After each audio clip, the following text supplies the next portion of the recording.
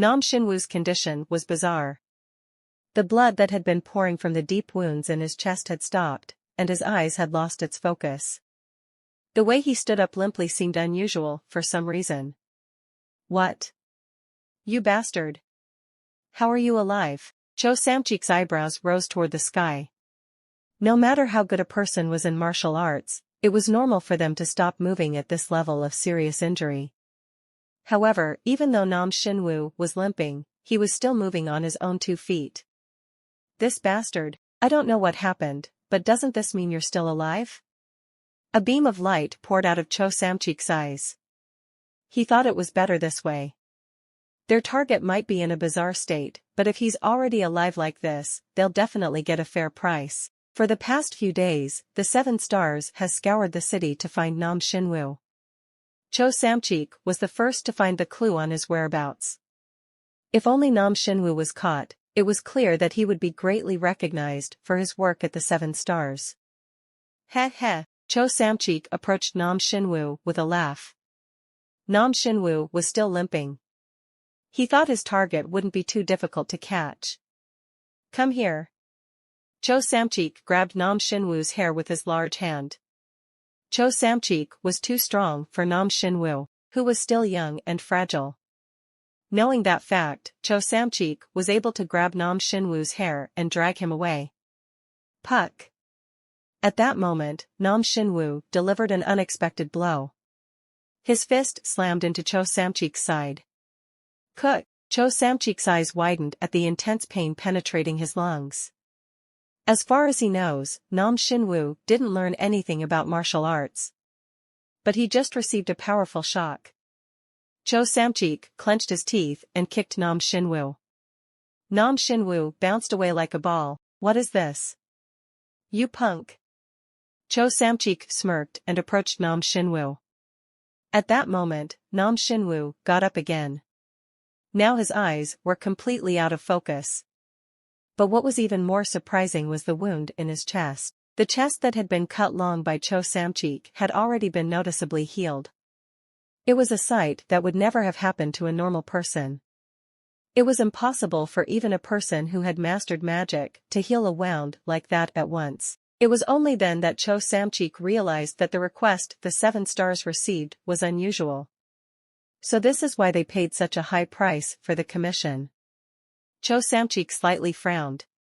He was concerned about Nam Xinwu's bizarre appearance and resilience, but he wasn't particularly scared. Cho Samchik was a master of traditional martial arts. The Mad Sword one he learned had the power to crush any expert into beef jerky. There was no reason for him to fear beings who had mastered bizarre magic. If you continue to rebel, I will cut off all your limbs. It'll be interesting to see if you can still survive it. Heh heh. A great deal of aura was raised. Sensing the murder intent, Nam Xinwu slowly took a step back. Even when he lost his reason, he recognized the strength of his opponent. At that moment, someone hugged Cho Samchik from behind. It was Tang Sochu. Run away! Tang Sochu shouted loudly while hugging Cho Samchik.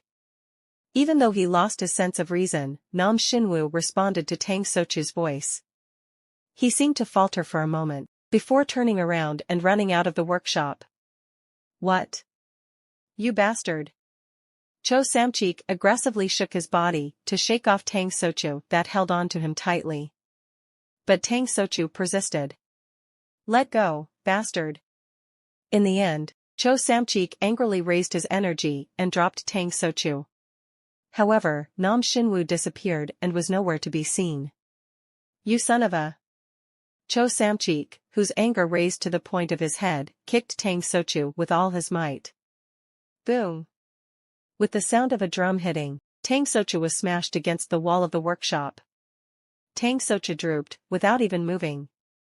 However, Cho Samchik flew in the direction where Nam Xinwu disappeared without looking at him. Even after Nam Xinwu and Cho Samchik disappeared, Tang Sochu did not move for a long time. It had been almost half an hour before he moved. Karyuk! Tang Sochu let out a rough breath and raised his upper body. He was at the brink of death, but he miraculously survived. Because of that, his head was blank and he couldn't remember what had happened. It was a long time later when his memory returned. Shin Woo. He looked around, but Nam Shinwoo and Cho Samcheek were nowhere to be seen. Cook.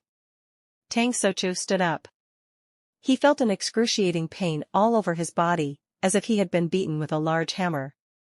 For that reason, even a simple movement as he raised his body made him feel tremendous pain. Tang Sochu, who barely got up, looked around the studio. The workshop filled with his lifelong wishes was horribly broken. It wasn't a problem that the workshop was broken. Since he can still fix it, the problem was Nam Shinwoo. He was a strange child. He doesn't know why Cho Samcheek is chasing the child, but it was clear that the child would not be in good shape if he had been captured like this. However, he couldn't help himself. Even if he clenched his teeth to endure it, he will get the same thing. He luckily survived this time, but the next time he gets hit, he is sure he will die. After thinking for a moment, Tang Sochu walked away. Try wearing this. Cho Hyang shyly held out his clothing. What she handed over was a red long cloth made of the finest silk.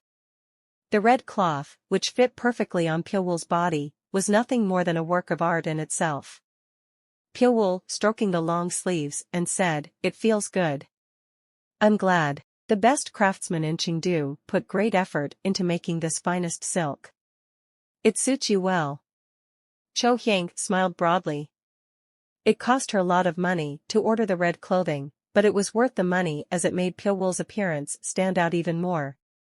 Wear it well. Cho Hyang hugged Pyeolwul's waist and said, "Every time you wear this dress, please think of me." "I will." "Thank you." Tears welled up in the corners of her eyes. The past few days with Pyeolwul were the happiest moments of her life. After becoming a prostitute, she had never been so sincere to anyone. In a way, Pyeolwul was like her first love. But she knew that she can't stay like this with him forever. Happy dreams don't last forever. It was now time for her to wake up. So, she prepared the red clothing with all her heart, hoping that Pyeolwul will remember her forever. Pyeolwul wiped away her tears. She bashfully laughed. "As expected, you're too cool." At that moment, Hong Yeshin's voice was heard outside. "Can I come in? It's urgent." "Go ahead." As soon as Pyeolwul answered, Hong Yeshin opened the door and entered. Hong Yushin glanced at Cho Hyang. "You, go out." "Yes." Cho Hyang bowed her head and went out. Pyeolwul looked at Hong Yushin. "You seem to have found something?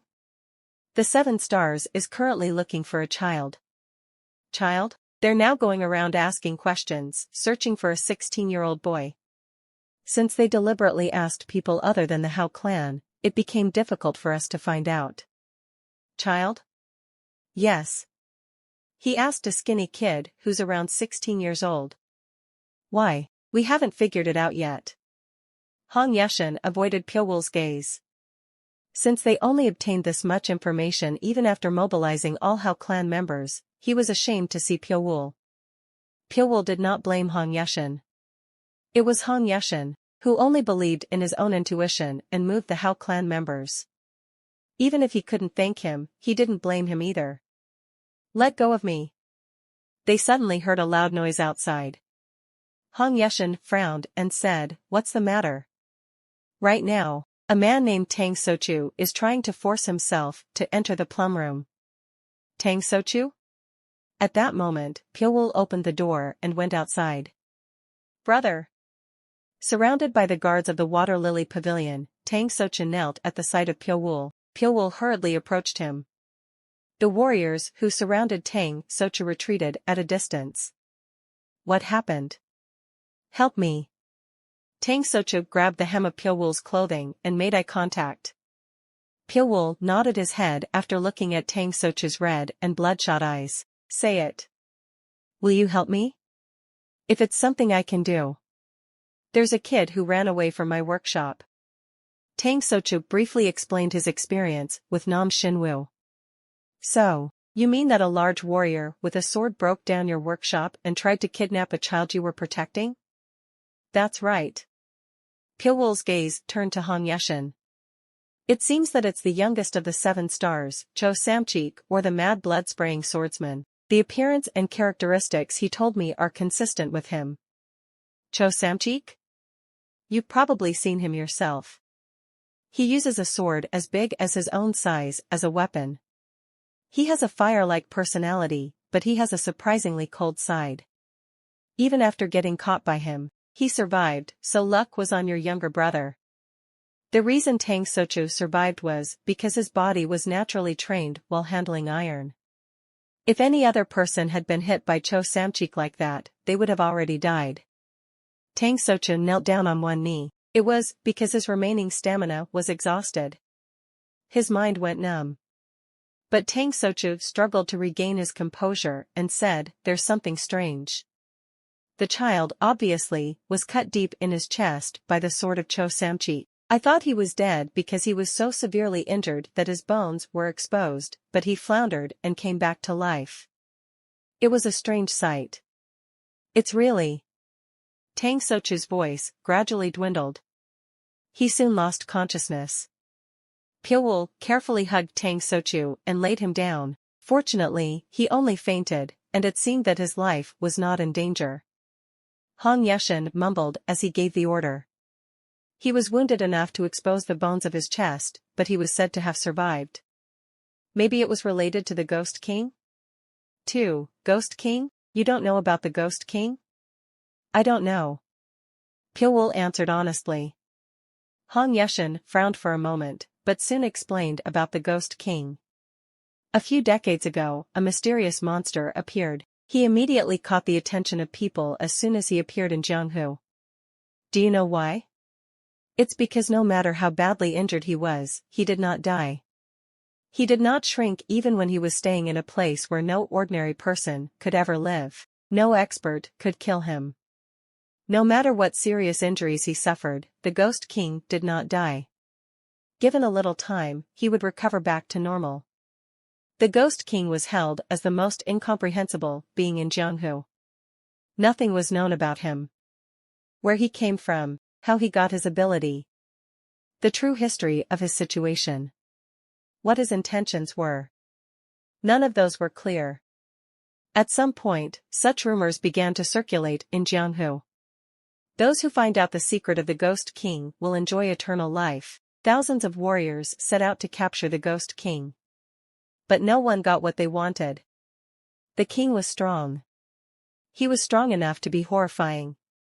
He possessed such a powerful force that the top-ranked martial artists could not do anything about him. In fact, there was a middle-class clan who went out to catch him and they were annihilated without leaving a single trace. Since then, the Ghost King has become a legend. There were still many people who wanted him, but no one dared to touch him. The Demon King was like a divine dragon in a cloud. There are only rumors that he wanders around in Jianghu, but there are only a handful of people who have met him in person. The Ghost King was also the subject of attention in the Hao clan. However, because he was so elusive, they were not able to even grasp his whereabouts. After hearing all the stories, Pyoul muttered, "So, it means that a person with the same constitution as that Ghost King has appeared." It was understandable that the 7 stars was chasing the boy. It was clear that the one who secured the boy would be one step closer to the secret of the Ghost King. In that case, immortality would no longer be just a dream.